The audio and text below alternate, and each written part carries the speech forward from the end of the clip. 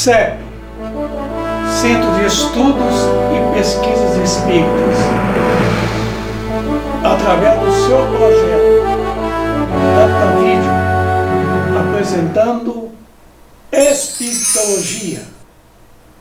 E através da Espiritologia, o CEP trará para todos vocês, amigos do Ideal Espírita, um tema bastante interessante para o conhecimento de todos. Vamos falar nesse documentário sobre progresso e ou evolução. Vamos demonstrar para vocês aqui que a evolução é uma consequência do progresso intelectual, que é na horizontal, e o progresso moral, que é na vertical.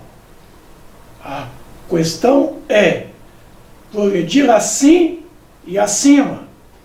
Eis a nossa meta. Então, progredir, tanto no sentido moral quanto intelectual, nos leva à evolução. É o crescimento, é a ascensão espiritual. Nossa bibliografia, especialmente são as obras básicas, como o Livro dos Espíritos, o livro A Gênese e o livro Consolador de Emmanuel. Ascensão espiritual.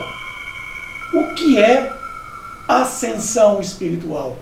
É o nosso tema desse documentário.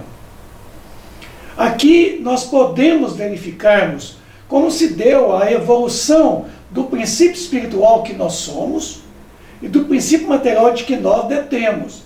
Nós estamos vendo aí esse formato de um X deitado, né? Exemplificando ali aquela tarja branca, vocês estão vendo aí embaixo, como sendo o elemento espiritual que nós somos, que Deus criou.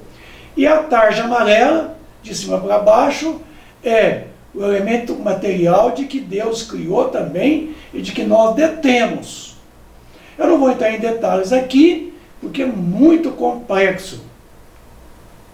Bom, Gênese espiritual e a Gênese material. Vamos lá. Na pergunta 79 do Livro dos Espíritos, foi colocado o seguinte: visto que existem dois elementos gerais no universo, o elemento inteligente e o elemento material, poderia-se dizer que os espíritos são formados do elemento inteligente, como os corpos inertes são formados do elemento material? Boa pergunta, né? A resposta foi: evidentemente, os espíritos são individualizações do princípio inteligente, como os corpos são as individualizações deste princípio material. A época e o modo dessa formação que é desconhecido. Então está aí, Deus criou o princípio espiritual, né? Esse elemento espiritual e o elemento material, só os dois. Não existe mais nada no universo. Mas da união desses dois grandes princípios, nós temos o fluido cósmico universal, que em outra oportunidade falaremos do mesmo. Então está aí o elemento espiritual interagindo com o elemento material, e o elemento material reciprocamente ao elemento espiritual. Lá no livro A Gênese, no capítulo 11, no item 2, o princípio espiritual é o corolário da existência de Deus. Isso quer dizer, ele explica, ele justifica a existência do Criador. Sem esse princípio, Deus não teria razão de ser, visto que não se poderia conceber a soberana inteligência a reinar pela eternidade afora, unicamente sobre a matéria bruta, como não se poderia também conceber que o monarca terreno, durante toda a sua vida, reinasse exclusivamente sobre as pedras. Boa comparação, né? Não se podendo admitir Deus sem os atributos essenciais da divindade, a justiça e a bondade inúteis seriam essas qualidades. se eles a houvessem a exercitar somente sobre a matéria. Terá o princípio espiritual sua fonte de origem no elemento cósmico universal, quer dizer, no fluido cósmico universal. Será ele apenas uma transformação, um modo de existência desse elemento, como a luz, a eletricidade, o calor, etc, etc? Boa pergunta, né? Vejamos então a resposta. Se fosse assim, o princípio espiritual sofreria as vicissitudes da matéria. Extinguir-se-ia pela desagregação, como o princípio vital, momentaneamente seria como a do corpo físico, né? A existência do ser inteligente, que então, ao morrer, volveria ao nada. Quer dizer, a teoria do panteísmo, né? Ou a que daria ao mesmo o todo universal. Seria, numa palavra, a sanção das doutrinas materialistas, que eu acabei de comentar com vocês. As propriedades sui generis, já no item 6, do capítulo 11, do livro A Gênese. Essas propriedades sui generis, que se reconhecem ao princípio espiritual, provam que ele tem existência própria, pois que, em sua origem, estivesse na matéria, aquelas propriedades lhes faltaria.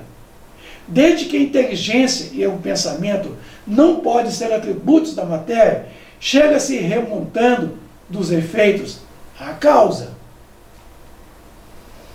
A conclusão de que o elemento material e o elemento espiritual são dois princípios constitutivos do universo, individualizados. O elemento espiritual constitui os seres chamados espíritos, como individualizado. O elemento material constitui os diferentes corpos da natureza, seja orgânicos, inorgânicos, não importa. Sui generis, que não apresenta analogia com nenhuma outra coisa ou pessoa, tá? É peculiar, é o único na origem. Tá aí, ó. Significa o único na origem. Sui generis. E criou Deus o homem à sua imagem e semelhança. Gênesis 1, 26. Criado à sua imagem, porque Deus é criador. Tá? E nós somos co-criadores em plano menor. Tá vendo? Aqui se explica que quando uma lei diz em seu enunciado que há uma interdependência entre a intensidade da causa e a intensidade do efeito, esta lei ela é quantitativa. Tá? Então está aqui a lei do Mariotti, ela explica essa justificativa da lei, né, no seu aspecto quantitativo. A prova está lá no Livro dos Espíritos, na questão 132 deste mesmo livro, o Livro dos Espíritos. Qual é o objetivo da encarnação dos Espíritos? Veremos. Deus lhes impõe a encarnação com o fim de fazê-los chegar à perfeição. Para alguns é uma expiação, para outros é uma missão. Todavia, para alcançar essa perfeição, deve suportar todas as vicissitudes da existência corporal. Nisso é que está a expiação. A encarnação tem também outro objetivo, que é o de colocar o espírito em condições de cumprir sua parte na obra da criação. É aqui que nós somos co-criadores em plano menor. E continua, né, falando de que nós somos co-criadores em plano menor, enquanto a angelitude é co-criadores em plano maior. Para realizá-la é que, em cada mundo, ele toma um aparelho em harmonia com a matéria essencial deste mundo. Por exemplo, estamos aqui na Terra hoje, nós tomamos então os fluidos peculiares ao orbe e à condição do mundo, que no caso aqui agora é um mundo de expiação em provas, cumprindo aí, daquele ponto de vista, as ordens de Deus, de tal sorte que, concorrendo para a obra geral, ele próprio se adianta. Fantástico, né? Então nós somos co-criadores em plano menor. Tá? Semelhante. Semelhante não quer dizer que é igual, porque Deus é perfeito. E se o Criador é perfeito, a sua obra tem que ser perfeita. Tá? Mas, embora nós não estamos percebendo, porque nós matamos, estupramos, sequestramos, nós somos criaturas viciosas, e Deus é perfeito, e a sua obra tem que ser perfeita, mas na verdade ela não está perfeita. Tá? Nós somos seres perfectíveis. Nós trazemos a perfectibilidade em potencial. Nós somos seres perfeitos potencialmente. Quer Deus que nós desenvolvemos a nossa perfeição por nós mesmos, ao longo dessa trajetória evolutiva que estamos falando dela. Então tá aí, ó, perfectibilidade, qualidade daquilo que é perfeito potencialmente. Embora não estejamos, mas Deus nos adjetivou, sendo o princípio inteligente do universo. Deus é inteligência, então Deus é substantivo, inteligência é substantivo. E Deus, sendo a inteligência substantivo, Ele nos adjetivou, nos dotou de qualidade, a qualidade inerente a Ele, o Criador. Perfeito, nós, perfeitos potencialmente, tá? A caminho de nós podermos desenvolver essa perfeição de acordo com o nosso progresso, ora realizado. Aí diz que, em seu enunciado uma lei, que há uma interdependência entre a qualidade e a causa, e a qualidade desse efeito. Esta lei é uma lei qualitativa. Por isso, aqui se explica essa relação entre o Criador e a criatura. É o princípio do for, que é a comprovação desse princípio qualitativo. Dos espíritos, uns terão sido criados bons e outros maus? Pergunta 115 do Livro dos Espíritos. Aqui está a explicação. Deus criou todos os espíritos simples, ignorantes. Isto é, sem saber. A cada um deu determinada missão com o fim de esclarecê-los e de os fazer chegar progressivamente à perfeição. Então, fazê-los chegar progressivamente à perfeição. Então está em nós mesmos esse desenvolvimento dessa perfeição. Imagina o Criador, nosso Pai, perfeito. A sua obra tem que ser perfeita, certo? Porque senão o Criador não seria perfeito. Pelo conhecimento da verdade e para aproximá-los de si. Nessa perfeição é que eles encontram a pura e eterna felicidade. Então, é nesse desenvolvimento dessas potencialidades é que nós vamos aproximar de Deus, voltando à causa, que é o Criador, e nessa perfeição é que nós vamos encontrar essa pura e eterna felicidade que nós almejamos. Porque a felicidade é o caminho para encontrarmos o Criador. Passando pelas provas que Deus nos impõe, é que os espíritos adquirem aquele conhecimento. Uns aceitam submissos essas provas e chegam mais depressa à meta que foi assinada.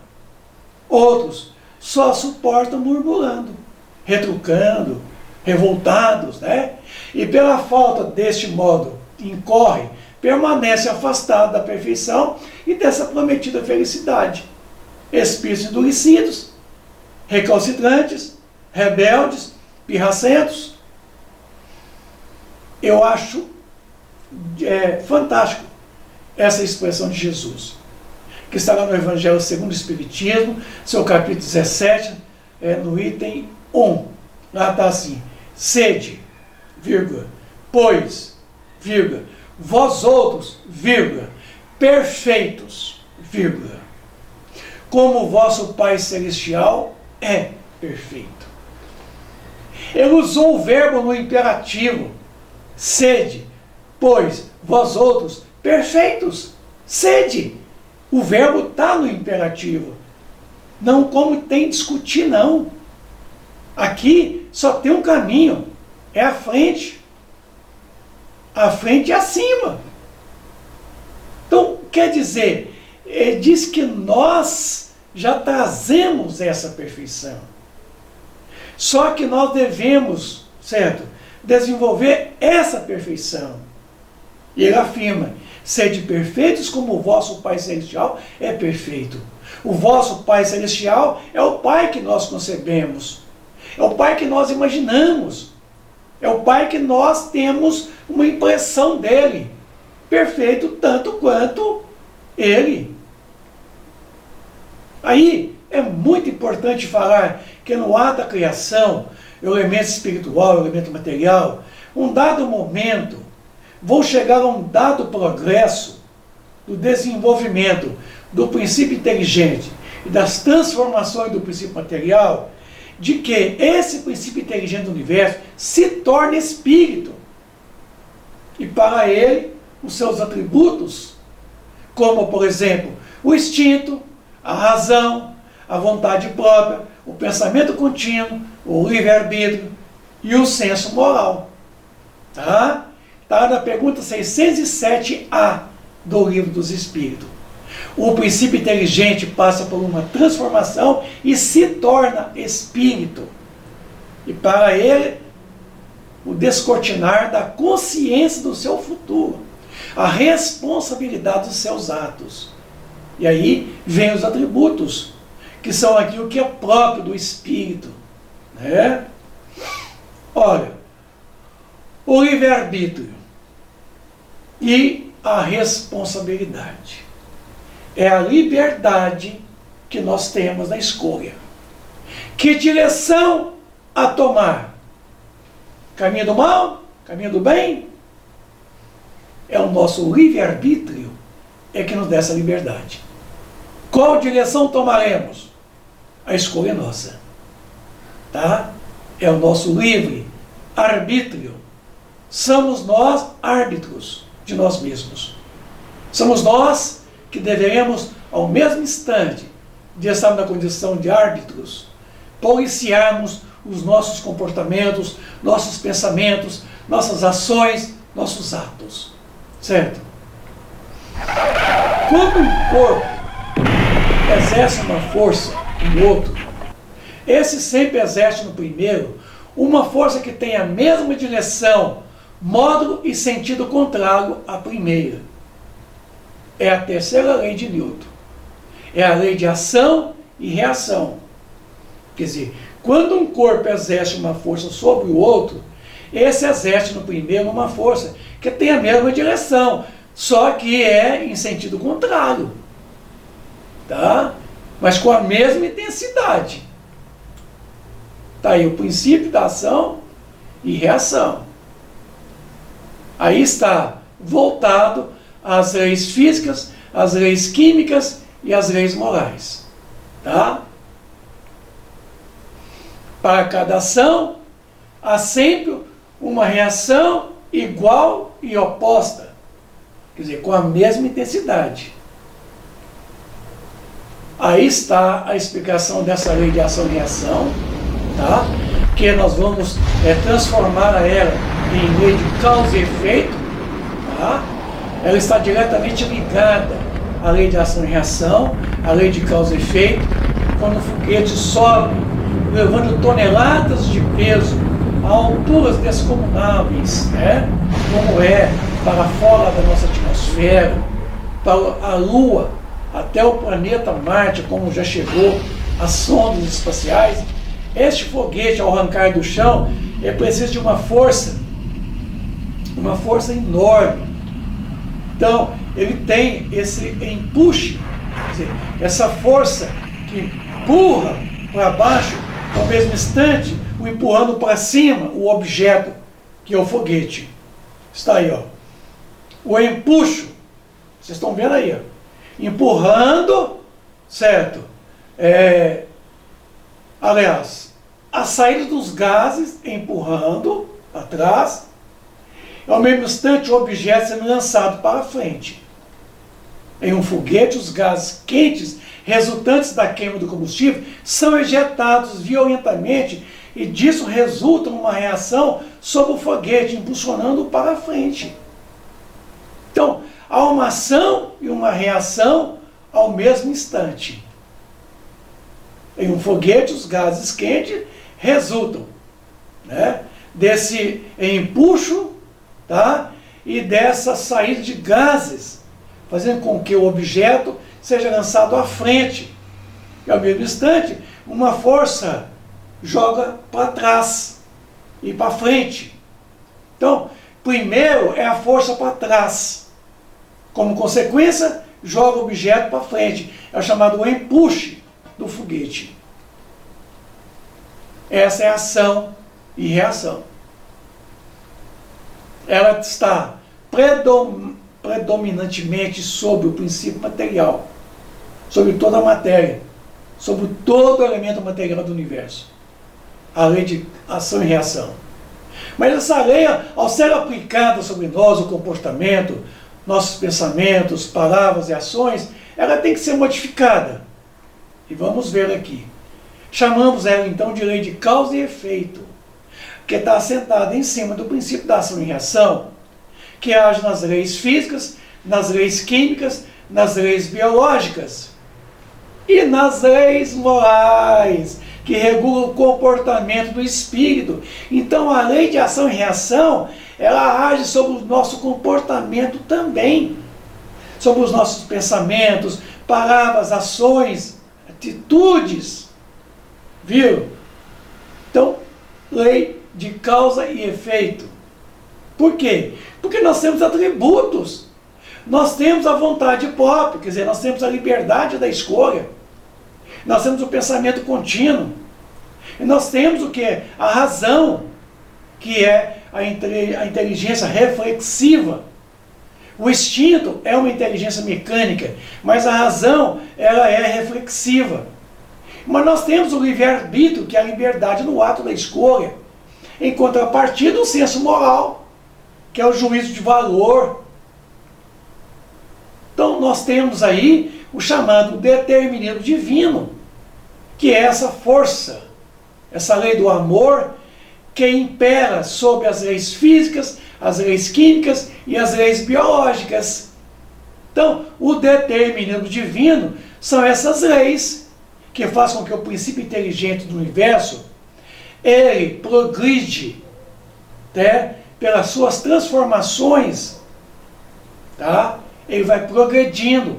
E o princípio material, ele vai se transformando pela ação do progresso realizado do princípio inteligente, que é o mesmo elemento espiritual. A lei de causa e efeito se explica muito bem nessa passagem do Evangelho de Mateus, capítulo 8, versículo 1 e 2. Não julgueis a fim de que não sejais julgados, porque vós sereis julgados segundo houverdes julgado os outros, e se servirá para convosco da mesma medida da qual vos servistes para com eles. Então aqui está assentado o princípio da lei de causa e efeito. A diferença da lei de causa e efeito para a lei de ação e reação é essa que estamos vendo aqui agora, nesta ilustração. Bom, a lei de ação e reação prevê que toda ação corresponde a uma reação de igual intensidade em sentido contrário. Lei física de Isaac Newton. Exemplo, jogando-se uma bola de borracha na parede, ela voltará para mim com a mesma força que a mandei, que a projetei. Isso é a lei de ação e reação. Isso é instantâneo. Jogou a bola vai lá na parede, bate e volta instantaneamente para você. Agora, a diferença da lei de causa e efeito com relação à lei de ação e reação, coloca o seguinte, a diferença da lei de causa e efeito, pois nem sempre a intensidade é igual imediatamente, embora em sentido contrário. Então, a intensidade, ela não é total imediatamente, certo? Mas ela é o contrário mesmo, certo? a intensidade virá, mas não virá a intensidade total imediatamente, porque nós não suportaríamos. Deus não coloca fardo pesado em ombros fracos. Porém, em relação ao comportamento humano, não é uma lei física, e sim uma lei moral, e obedece a variáveis muito mais simples, certo, do que nós imaginamos, mas muito amplas, porque ela entra a misericórdia divina, que permite que um espírito ressarce, ele repare as suas faltas em muitas reencarnações, quantas se fizer necessária. Toda vez que exercemos uma força moral negativa em relação a outra pessoa, é a nós mesmos, essa mesma força, a reação dela, dessa força, é sobre nós. Toda vez que exercemos uma força moral positiva em relação a outra pessoa, é a nós mesmos a reação dessa mesma força. Está vendo? Bom, na pergunta 602 do Livro dos Espíritos, ficou o seguinte: os animais progridem como o homem, por lado da vontade própria ou pela força das coisas? Pela força das coisas. Razão porque não estão sujeitos à expiação. Então, quer dizer, não tem ainda os animais o pensamento contínuo, a vontade própria, o livre-arbítrio, o senso moral, a razão, mas tem instinto, que é uma inteligência mecânica. Então, para eles progridem, certo? Pela força das circunstâncias, que nós chamamos de determinismo divino. É chamada força das coisas, que são as leis químicas, as leis físicas e as leis morais, que é a lei do amor. Tá? O espírito poderá escolher o tipo de prova que atravessará. Essas escolhas se dão a um nível de probabilidades, podendo haver alterações? Embora planejado o destino exista a pressão interna das experiências pregressas, o livre-arbítrio é soberano, podendo alterar quaisquer daqueles fatores. Então, nós não escolhemos as provas, nós escolhemos o gênero de provas. E o livre-arbítrio nos dá a liberdade de podermos alterar para mais e para menos. Se o espírito pode escolher um gênero de provas que deve sofrer, seguir-se-á que todas as tribulações que experimentam na vida foram previstas e escolhidas por nós? Pergunta 259 do Livro dos Espíritos. Olha, aqui vai um questionamento de Epicuro. Epicuro é um dos filósofos materialistas mais conhecido na antiguidade. Ele fala o seguinte: ou Deus quer eliminar o mal do mundo e não pode, ou pode e não quer. Se quer e não pode, Deus é impotente. Se pode e não quer, Deus é perverso. Olha o pensamento materialista. Se não pode e não quer, é impotente e perverso. Se pode e quer, por que não faz? Ah, coitado do Epicuro. Esse filósofo que seguiu Leucipo e Demócrito, a filosofia materialista, nascer, viver, morrer, renascer ainda e progredir sempre, tal como é a lei. Epicuro, se você conhece Allan Kardec, se você conhece a doutrina espírita, que é a doutrina dos espíritos, é mais fácil responder às dúvidas de Epicuro, considerando a perfectibilidade do espírito humano. Estamos a caminho dela, tá? O mal é apenas o bem que ainda não chegou, tanto quanto as trevas existem enquanto não há luz, e de que precisaremos reencarnar quantas vezes fizer necessário para atingirmos a perfeição.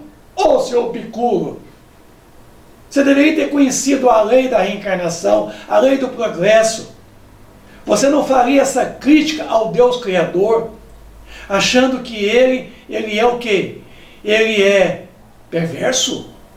Impotente? Que isso? Deus é misericordioso, Deus é justo, Deus é bom, Deus é único, onipotente, onipresente, onisciente. Tá? Então aí é o chamado determinismo divino, que regula as leis físicas, as leis químicas, as leis biológicas. Fomos no livro Consolador de Emmanuel, na pergunta 185. Se o determinismo divino é do bem, que é, quem criou o mal? Então quem aqui agora já colocou Deus fora? Porque Deus não é sujeito. Quem está se referindo a uma pessoa? E Deus não é pessoa, Deus não é sujeito, Deus não é criação, Deus é criador, inteligência suprema. Vamos ver a resposta? O determinismo divino se constitui de uma só lei, que é a do amor para a comunidade universal. É a lei do amor. Então o amor é lei. Como diz Jesus, certo? Amarás a Deus sobre todas as coisas e ao próximo como a ti mesmo. Aí está toda a lei e os profetas.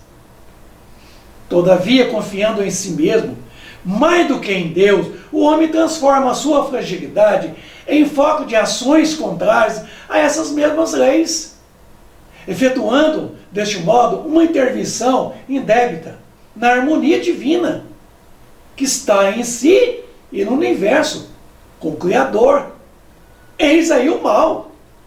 Tá? Essa intervenção indébita, essa agressão, essa ação contra as leis harmônicas do universo, sofremos a reação, lei de causa e efeito.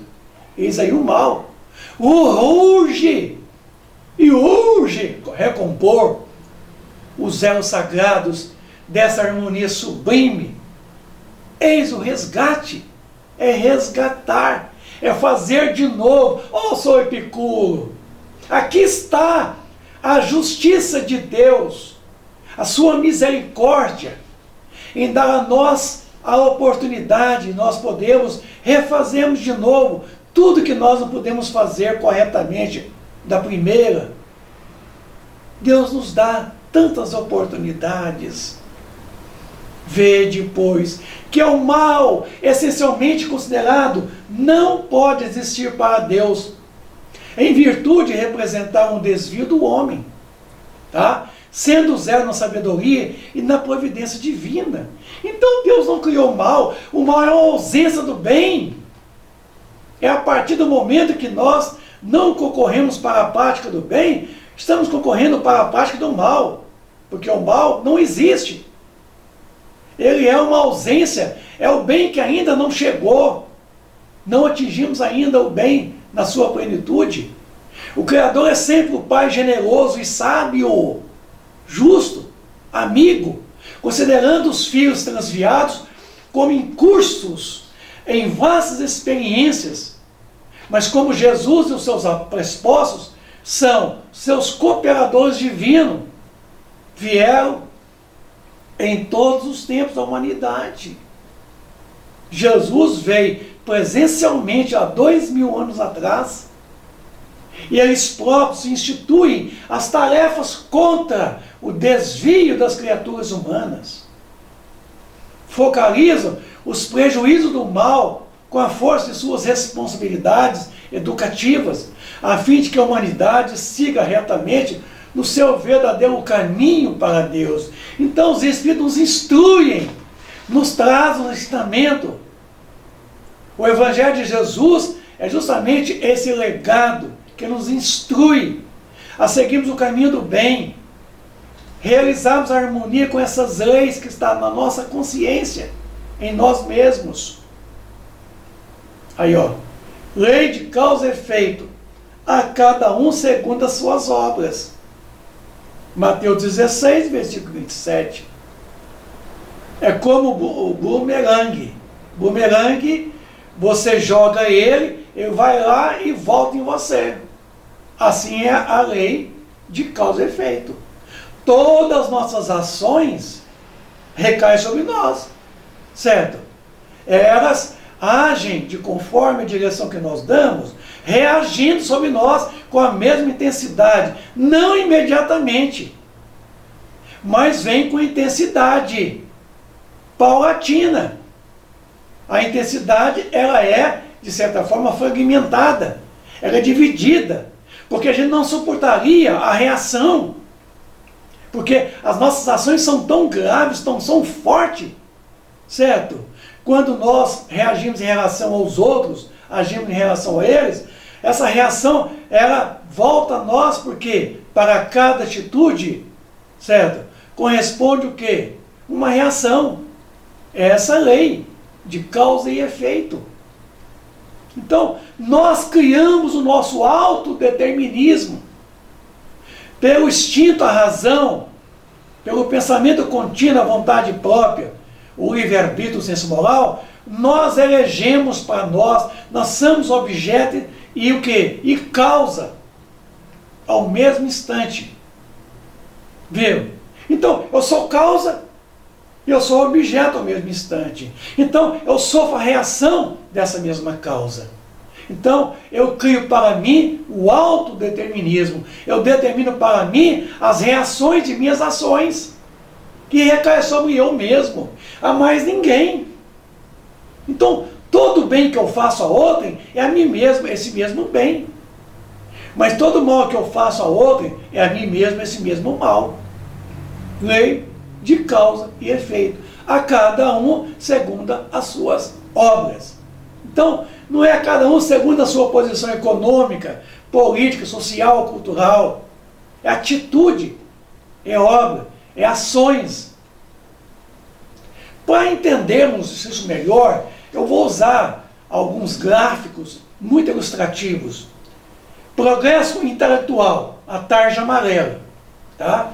Progresso moral, na vertical, a tarja rosa. Então está aí. Dois grandes progressos. E a hipotenusa, nós chamamos de evolução. Tá bom? Vamos explicar para vocês agora como é que funciona isso. Para tanto, eu vou pegar um teorema de Pitágoras, que coloca que a soma dos quadrados dos catetos é igual ao quadrado da hipotenusa. Então tá lá. Quadrados azuis, vermelhos e amarelos. Me ajude aqui agora a contar quantos quadrados amarelos, azuis e vermelhos se formarão. Vamos contar os quadrados amarelos. 4, 5, 6, 7, 8, 9, 10, 11, 12, 13, 14, 15, 16 quadrados amarelos. Vermelho, 1, 2, 3, 4, 5, 6, 7, 8, 9. 9 e 16 vai dar quanto? 25 quadrados azuis. Então vejam vocês que o cateto de baixo, o amarelo, tá? Os 16 quadradinhos amarelos, somado aos 9 quadradinhos vermelhos, a soma total é de 25 quadradinhos azuis. Então está explicado aí que a hipotenusa, que é essa que vocês estão vendo assim, tá? Em azul, é o resultado da soma assim e assim. Esse é o teorema de Pitágoras. Mas o que tem que haver, Vicente? Tem que haver, que é o que eu vou explicar para vocês agora, como é que se dá a evolução. Certo? Evolução é uma coisa, progredir é outra coisa. Progresso nem sempre constitui evolução. E aí eu vou explicar como é que o progresso conduz à evolução. Quando a evolução é o resultado dos progressos assim e assim, conforme o desenho amarelo e vermelho, para poder acontecer esse assim, em azul.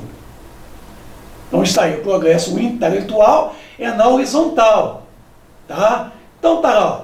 Linha do espaço, linha do tempo. Estamos caminhando. Isso é progredir. Progredir é andar à frente em qualquer direção. Para cá, para lá, para cá, para trás. Aqui, ó. Qualquer direção. Na horizontal. Tá? Aí, ó. Isso é progresso intelectual. Aqui houve progresso ou houve evolução? World Trade Center, em 2001. Hiroshima e Nagasaki, em 1945. Aqui se teve uma capacidade de progresso intelectual descomunal. Arquitetar a destruição da Torre Gêmeas, jogar 2 bombas em Hiroshima e Nagasaki, aqui não houve evolução. Aqui houve um progresso intelectual, uma coisa muito grande. Progrediu assustadoramente na horizontal, no intelecto, no conhecimento, mas não progrediram na vertical, na moral, que representa o amor. Pergunta 780 do Livro dos Espíritos. O progresso moral segue sempre o progresso intelectual? Veremos agora. É sua consequência, todavia não segue sempre imediatamente. Mas que é uma consequência, mas só que não segue de pronto. Assim como a lei de causa e efeito, a reação não é de pronto, certo? Não segue imediatamente, certo? É porque o progresso moral, ele segue sempre o progresso intelectual, tá? Mas não segue sempre imediatamente com a mesma intensidade. Ele é muito paulatino. Então vamos ver aí, ó. Progresso intelectual, progresso moral, olha lá, subindo, tá? Na linha do tempo e do espaço. Então, aqui houve um progresso moral e houve um progresso intelectual e moral. Então está lá. Aqui nós estamos agora caminhando à frente e acima. Então, o que é isso aqui? Isto é evolução. Estamos evoluindo. Quando nós progredimos assim, ó, na horizontal e na moral, numa dada proporção, proporcional, o progresso moral com o progresso intelectual. Nós vamos elevando. A hipotenusa é o quadrado dos catetos, é igual ao quadrado da hipotenusa. Olha lá, vamos elevando-nos. Isso chama evolução. Então, a evolução é uma consequência do progresso intelectual e do progresso moral proporcionalmente. Se não for proporcional, não haverá evolução. Tá? Aqui, ó, progresso altamente intelectual. É o conhecimento, é a ciência nos trazendo o conforto, o desenvolvimento da tecnologia. Agora, isso aqui é o progresso moral. Verdadeiros exemplos de vida, de modelos de homens e de mulheres que nós haveríamos de seguir, certo? Os seus exemplos, os seus bons exemplos. Francisco de Assis, Chico Xavier, Bezerra de Menezes, Madre Teresa de Calcutá, Mohandas Gandhi, representa o progresso moral. Então está aí, ó. Ainda que o nosso homem exterior se corrompa, o interior, contudo, se renova dia a dia. Estão vendo agora que a evolução é uma consequência do progresso intelectual e moral? Proporcionalmente. Proporcionalmente. Que quanto ao tato, tá? Vos despojeis do velho homem, que se corrompe pela concupiscências do engano. Paulo aos Efésios. Vamos entender então que desde lá saímos do reino, né, animal e racional, adentramos ao reino hominal, tá? Vamos observando aí a caminhada para o reino angelitude, o progresso intelectual. intelectual e o progresso moral sempre é dado a proporção. Tem que ser proporcional. Agora, olha o progresso intelectual, ele está mais avançado, enquanto o progresso moral é menor. Então veja o tamanho da nossa evolução. Então, a nossa evolução que está naquela tarja vermelha, na diagonal, ali está representando a nossa evolução. Esse é o tamanho da nossa evolução. Embora o progresso intelectual é maior, que é o vetor em azul. E o vetor em amarelo, ele é menor. Então está lá, ó, tracejado o tamanho da nossa evolução realizada. Olha lá. Agora, nós temos então o alcance, né, desse progresso aí, ó. Aqui agora é proporcional. Então, a nossa evolução aqui, agora, ela é equânime. Tanto no progresso intelectual quanto moral. Capítulo 3 do livro Céu e Inferno nos fala os espíritos que o progresso moral e o progresso moral, certo? Embora não caminham juntos, estão defasados, mas haverá um dado momento da evolução do espírito mortal que ambos caminharão lado a lado, de mãos dadas. O progresso intelectual será do mesmo tamanho do progresso moral. O progresso moral será do mesmo tamanho do progresso intelectual. Aí verá a plenitude da evolução espiritual. Olha aí, olha o tamanho da evolução, olha o tamanho do progresso intelectual. Olha, o progresso intelectual está lá na frente. Olha o tamanho do progresso moral, pequenininho. Olha o tamanho da evolução. É interessante, né? Vamos ver. Aí, o progresso moral aumentou, mas o progresso intelectual está maior.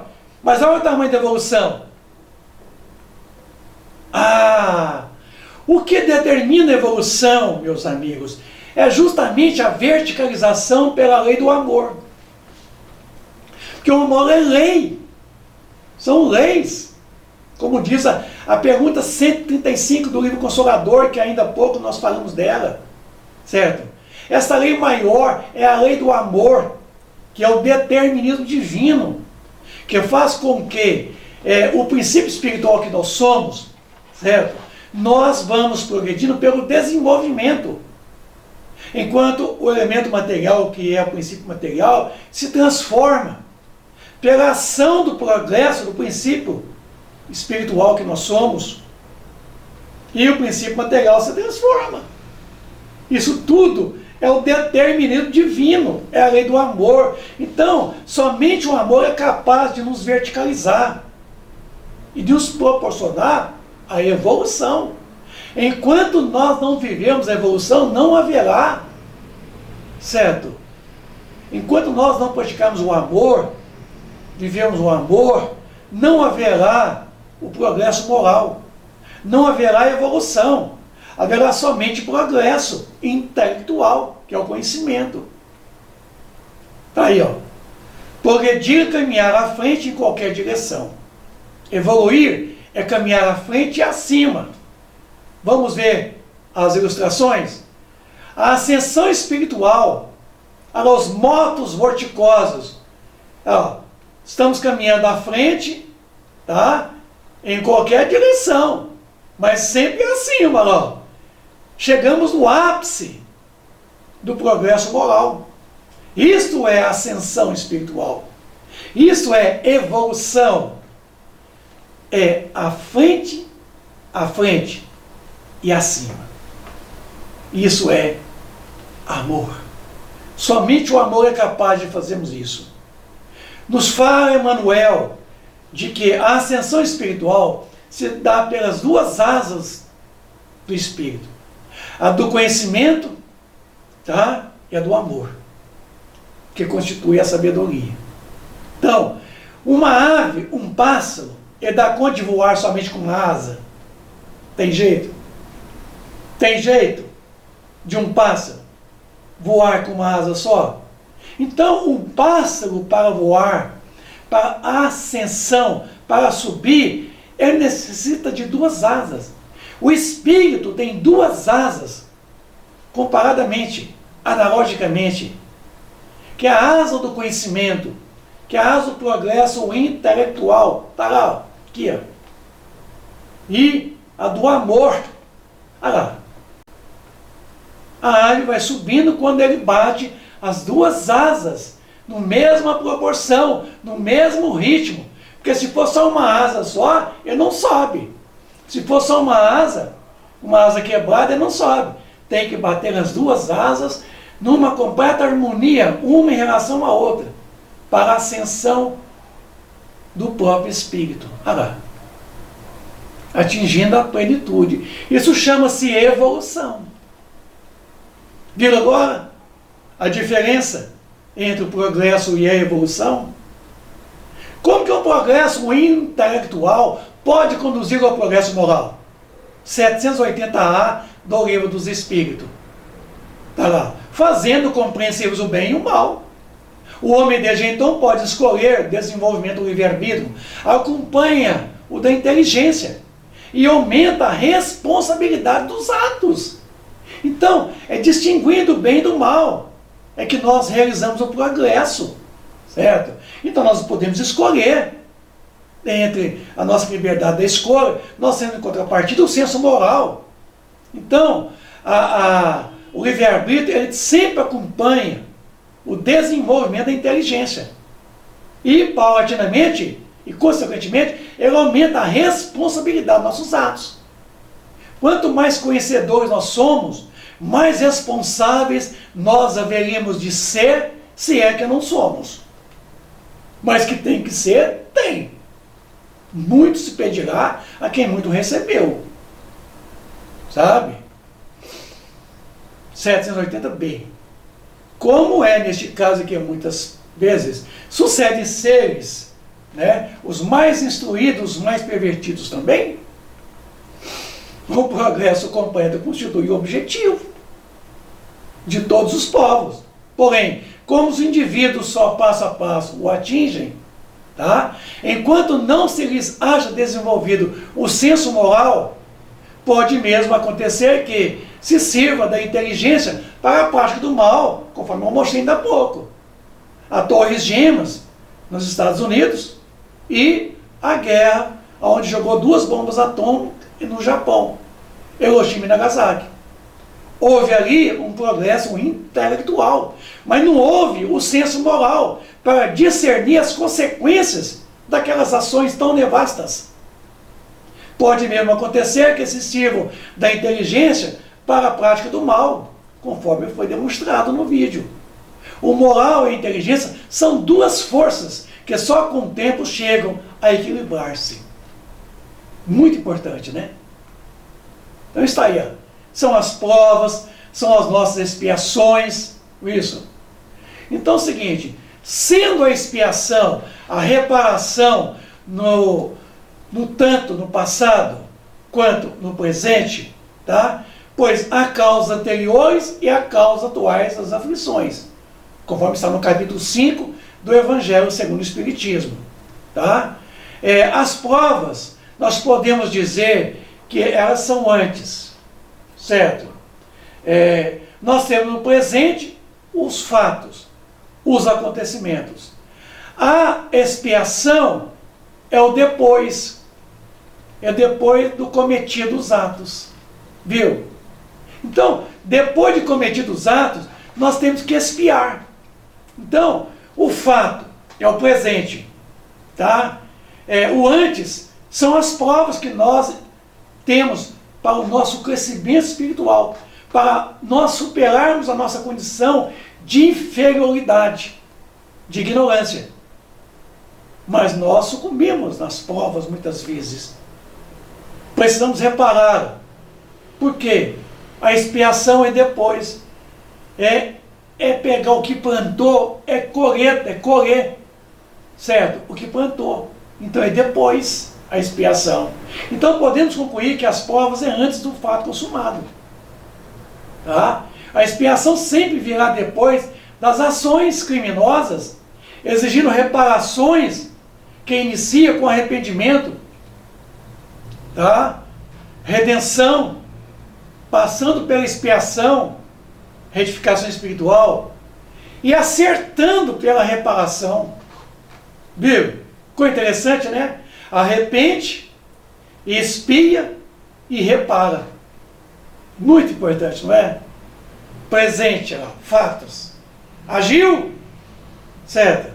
Então, são ações. Foram ruins as ações? Expiação. Depois, tem que reparar.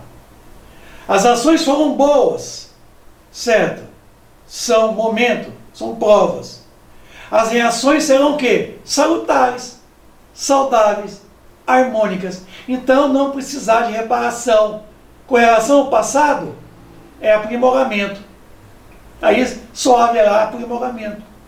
Aprimorar o que ora nós acertamos. Porque na evolução, nós nunca atingimos de ponto a plenitude do processo evolutivo. Tá? Então tá, expiação, ato ou efeito de expiar. Vamos ver então aqui. Expiar, sofrer as consequências de. Tá? Expurgar, é purgar completamente, é purificar, é tirar a sujeira, limpar. Piar, verbo transitivo, dar pios.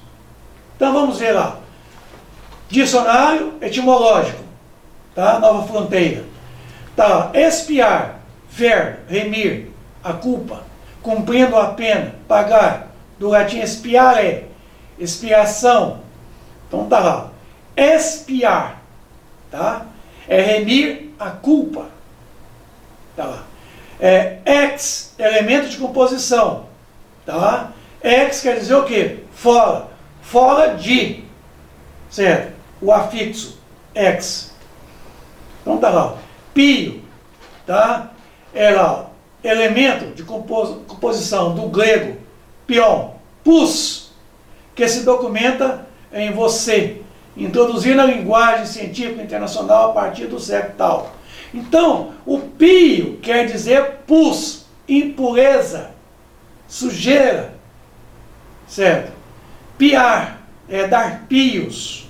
Então, expiar é você dar pios, é você expurgar. O que é expiação? Ex, fora, piar, dar pios. Pio é pus, são é ação. Então, expiação é a ação de exteriorizar as impurezas que está dentro de nós, da nossa mente, nosso corpo mental. Então, é preciso expurgar, ex, fora, purgar, pus, pio. Neste caso, estamos tratando de expiação. Pergunta 346 do livro Consolador. Qual a diferença entre a aprovação e a expiação? A aprovação é a luta que ensina ao discípulo rebelde e preguiçoso a estrada do trabalho e da edificação espiritual.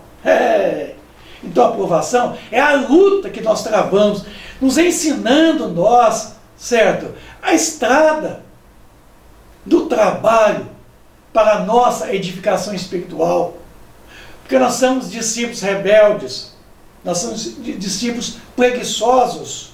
Então, nós precisamos da aprovação para nos estimular ao crescimento espiritual, para nos tirar do estado de inércia, certo? De estarmos estacionados na evolução. Então, vem as provas para nos excitar, nos dar testemunho de que nós temos que sair daquela condição, nos estimular ao crescimento. É deixar de estar envolvido, é desenvolver moralmente. A expiação é apenas imposta ao malfeitor que comete um crime. Um malfeitor que comete um crime contra quem? Contra si mesmo, a mais ninguém. Então, todas as nossas ações geram uma reação que recai sobre nós. Então está aí, ó, tomando lá a Revista Espírita, tá, de setembro de 1863, a prova não implica nenhuma ideia de reparação pode ser voluntária ou imposta, mas não é a consequência rigorosa imediata das faltas cometidas. Tá? Tomando primeiramente essas duas palavras em seu sentido absoluto, parece que a expiação seria o castigo, e apenas imposta para o resgate de uma falta, com o perfeito conhecimento por parte de quem? Do culpado, que se pune a si mesmo, da causa desse castigo, isto é, da falta de expiar, né? E a expiar, compreende-se que nesse sentido a expiação é sempre imposta pela lei de causa, efeito, ou a lei de ação e reação.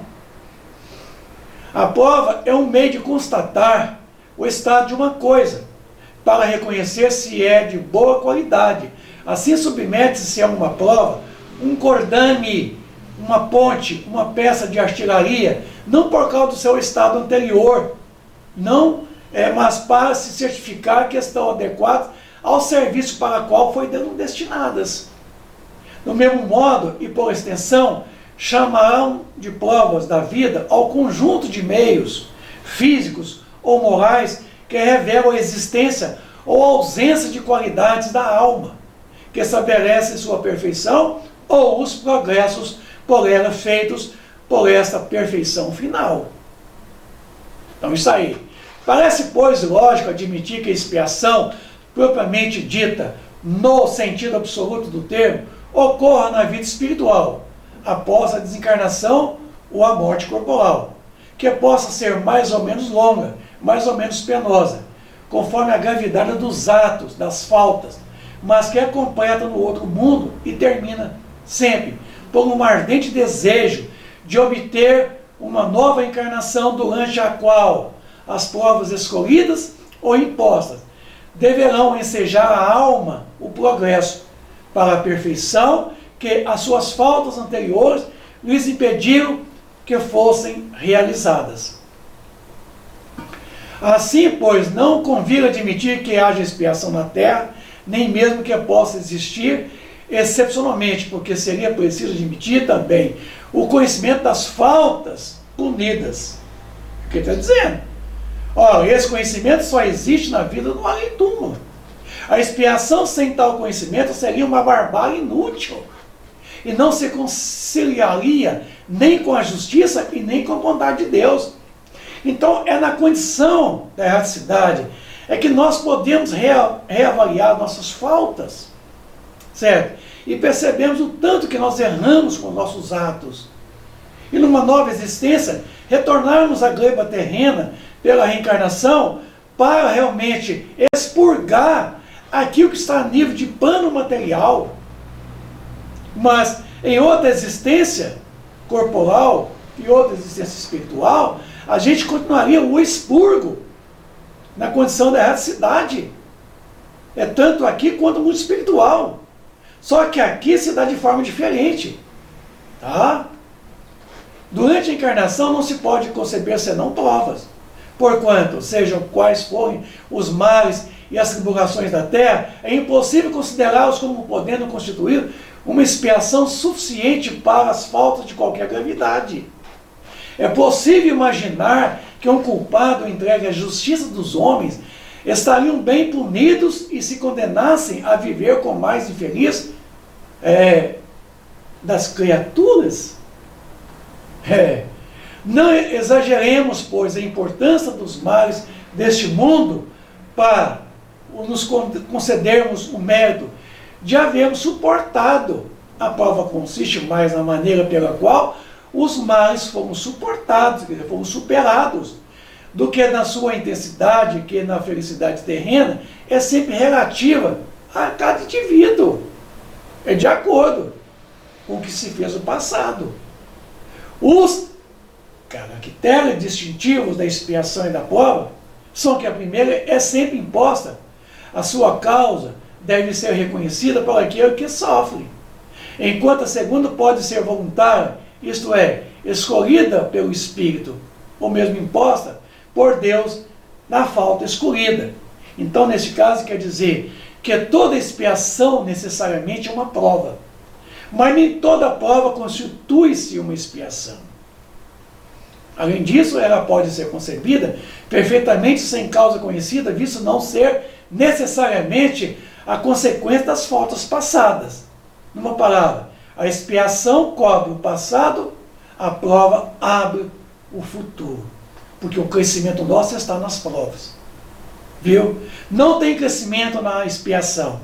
Expiação é com relação ao passado. As faltas do passado.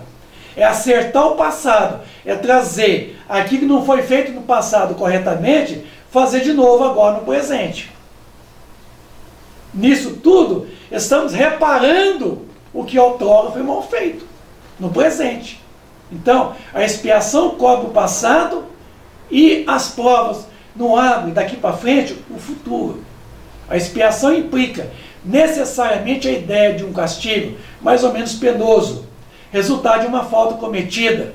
A prova implica sempre a de uma inferioridade real ou presumida, porquanto aquele que chegou ao ponto culminante a que aspira, não mais necessita de provas. Quer dizer, espírito da segunda ordem, da primeira ordem. Em certos casos, a prova se confunde com expiação. Isto é, a expiação pode servir de prova, certo? E, ao mesmo tempo, digamos assim, a expiação se torna para nós uma prova, tá? Mas nem toda prova seria uma expiação. O candidato que se apresenta para receber uma graduação passa por uma prova. Se faltar, terá de recomeçar um trabalho penoso. Este novo trabalho é a punição da negligência que apresentou no primeiro. A segunda prova se torna assim uma expiação para o condenado a quem se faz esperar um abrandamento ou uma comutação, se bem se conduzir a pena, é ao mesmo tempo uma expiação por sua falta e uma prova para a sua sorte futura. Se a sua saída da prisão não estiver melhor, a prova é nula e o novo castigo desencadeará uma nova prova. Então, temos que estar sempre acertando da primeira. Então está lá. O arrependimento, conquanto seja o primeiro passo para a regeneração. Não basta por si só, são precisos a expiação e a reparação. O livro Céu e Inferno, seu capítulo 7, no item 16. Código Penal da Vida Futura. Arrependimento, expiação e reparação constituem, portanto, as três condições necessárias para apagar os traços de uma falta e suas consequências. O arrependimento suaviza os travos da expiação, abrindo pela esperança o caminho da reabilitação. Só a reparação, contudo, pode anular o efeito, destruindo-lhe a causa. Do contrário, o perdão seria uma graça e não uma anulação. Então, temos que fazer merecedores. Nós temos que fazer de novo e fazermos agora de forma correta. O arrependimento pode dar-se por toda parte, em qualquer tempo. Se for tarde, porém, o culpado sofre mais por mais tempo, até que os últimos vestígios da falta desaparecem. A expiação consiste nos sofrimentos físicos e morais, que eles são consequências, seja na vida atual, seja na vida espiritual, após a morte ou ainda em nova existência corporal. A reparação consiste em fazer o bem àqueles a quem havia feito o mal. Quem não repara os seus erros numa existência, por fraqueza ou má vontade, achar-se-á numa existência ulterior em contato com as mesmas pessoas que de si tiveram queixas e em condições voluntariamente escolhidas, de modo a demonstrar-lhes reconhecimento e fazer-lhes tanto bem quanto lhes mal lhes tenha feito. Então, é fazer de novo todo o bem que nós deveríamos ter feito quando nós não fizemos. Então está aí, foi uma longa trajetória, O princípio inteligente, além de experimentar a assimilatividade, a motricidade, a sensibilidade, a sensitividade, a reprodução, desenvolvendo ainda a intelectualidade, o livre-arbítrio, o senso moral, a intuição e, por fim, a sentimentalidade, que constitui o amor, que promoverá ele na sua ascensão espiritual, que é a nossa meta final. Certo? Então está aí, ó, do impulso, a irritabilidade, a sensação, o instinto, a razão e o livre-arbítrio e a sentimentalidade. É a nossa escalada evolutiva. É a meta final. Portanto que, de um estágio mundo primitivo, fomos para um mundo de expiação e provas que nós estamos até hoje. Ainda vivendo aqui, na nossa consciência, nesse mundo interior de cada um de nós, um estado ainda de provas e experimentando muitas dessas provas no estado de expiação. Expurgando o passado, cheio de nódias, cheio de toxinas, cheio de defeitos e de faltas contra nós mesmos. Portanto, meus amigos, que do estado primitivo ao estado de expiação e provas que nós nos encontramos, nós estamos agora trabalhando para atingirmos o estado de regeneração. Este é o grande momento. Então o CEP agradece a atenção, o carinho de todos vocês através desse documentário. Espero ter trabalhado as ideias. Obrigado. Até uma nova oportunidade. Obrigado.